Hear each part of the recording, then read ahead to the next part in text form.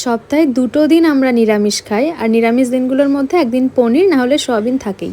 কিন্তু রোজ রোজ না এই সোয়াবিন আর পনির খেতে একদমই ভালো লাগে না। আজকেও মা সোয়াবিন রান্না করার জন্য সোয়াবিন সেদ্ধ করে নিয়েছিল। আমি হঠাৎ করে মাকে বললাম, চলো আজকে একটু অন্যরকম ভাবে সোয়াবিনটা রান্না করি, আর সেটাই আজ তোমাদের সাথে শেয়ার করব। সোয়াবিনটাকে ভালো করে চিপে নিয়ে মিক্সিতে পেস্ট করে এক এক করে সোয়াবিনের মধ্যে সব রকম মশলা, মানে নুন, হলুদ, লঙ্কা গুঁড়ো, গরম মশলা গুঁড়ো আর সাথে একটু আদা আর কাঁচা লঙ্কা বাটা, এগুলো দিয়ে ভালো করে মিক্স করে, ও হ্যাঁ, সাথে বেসন দিতে কিন্তু একদমই ভুলো না। এগুলো দিয়ে ভালো করে টাইট করে মেখে মুইঠার মতো বানিয়ে তেলে ভেজে তুলে রেখে, মাছের ঝোলে যেভাবে বড় বড় আলু কেটে দেয় সেইভাবে আলুগুলোকে নুন আর হলুদ দিয়ে ভালো করে ভেজে তুলে রাখার পরে ফোড়ন বলতে একটু হিং দিয়েছিলাম, তেজপাতা, অল্প একটু গোটা জিরে আর গোটা গরম মশলা, এগুলো দিয়ে ভালো করে গন্ধ বেরোনো শুরু হলে তারপর টমেটোগুলো ভেজে নিচ্ছিলাম, আর তার মধ্যে দিয়ে দিয়েছিলাম ঘরের যে মশলাগুলো থাকে, মানে একদম সামান্য পরিমাণে জিরে গুঁড়ো, লঙ্কা গুঁড়ো, নুন, হলুদ আর স্বাদ মতন তোমাদের চিনিটা অবশ্যই দিও, কারণ নিরামিষ রান্নাতে না মিষ্টি একটু না দিলে ঠিক ভালো লাগে না খেতে।